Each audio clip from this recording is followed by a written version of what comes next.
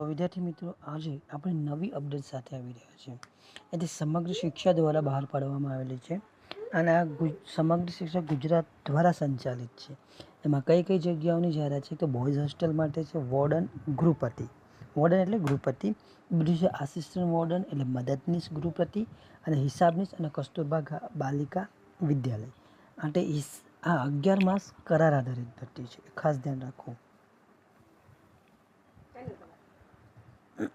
કામગીરી જોઈએ તેમાં બે જગ્યા છે કે બોયઝ હોસ્ટેલ છે, બીજું છે કસ્તુરબા ગાંધી બાલિકા વિદ્યાલય એટલે કે KGBVP માટે પ્રતીક્ષા યાદી પણ બનાવવામાં આવશે. કઈ કે હાલની પરિસ્થિતિમાં ખાલી જગ્યા રહેશે એના આધારે. અરજીનો જે પ્રકાર છે એ ઓનલાઈન છે, બરાબર. હવે જોઈએ વિગતવાર કે એ જગ્યાઓ કેટલી છે.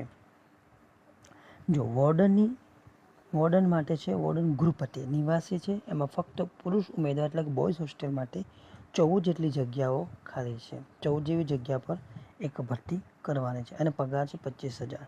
તેના આસિસ્ટન્ટ વોર્ડન છે મદદનીશ ગૃહપતિ અને નિવાસી એ પણ છે ફક્ત પુરુષ ઉમેદવાર બોયઝ માટે, એ પણ 14 જગ્યા છે.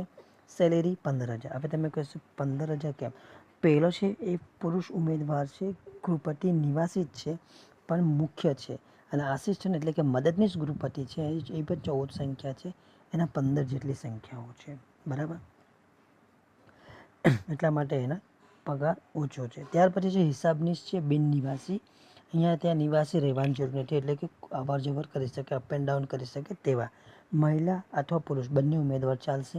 14 જેટલી જગ્યા છે, પગાર છે 8,500.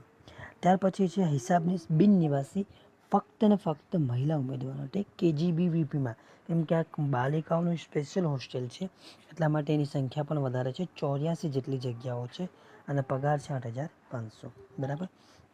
હવે જે અરજીનો પ્રકાર છે ને અરજીની સાઇઝ, એક તો વય મર્યાદા ખાસ ધ્યાન રાખીએ. વય મર્યાદા આપણને આપે છે કે અરજી કરવાની છેલ્લી તારીખથી 40 વર્ષ સુધી, બરાબર. એ છે અરજી કરવાની છેલ્લી તારીખ છે 7/8/2024 રોજ, બરાબર. તમારી વય મર્યાદા 40ની ઉપર જવી જોઈએ નહીં, ખાસ એ ધ્યાન રાખવું. કરાર આધારિત છે એ પણ કહ્યું. હવે આ વેબસાઇટમાં તમે જશો ક્યાં તો ss.gujarat.org પર જશો અને તમારે ત્યાં આગળ શું રિક્રુટમેન્ટનો ઓપ્શન પર ક્લિક કરી અને તમારે આપેલી સૂચનો, શરતો, માર્ગદર્શન વેબસાઇટ પર મૂકવામાં આવે છે અને બરાબર વાંચવી અને ત્યાર પછી જ ફોર્મ ભરવું. જરૂર તમે કમેન્ટ કરશો તો આપણે એના માટે એક અલગથી વિડીયો બનાવી દઈશું. સાથે સાથે તમારે પ્રિન્ટ જે અરજી કરી છે એ અરજીની પ્રિન્ટ લઈ લેવાની, સાથે રાખવાની છે.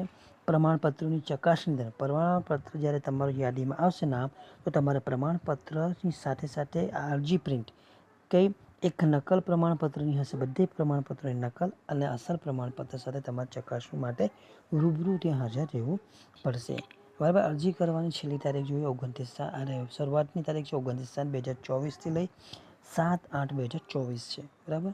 તો આટલું ખાસ ધ્યાન રાખશું. તો ત્યાં સુધી લઈએ આપણે રજા.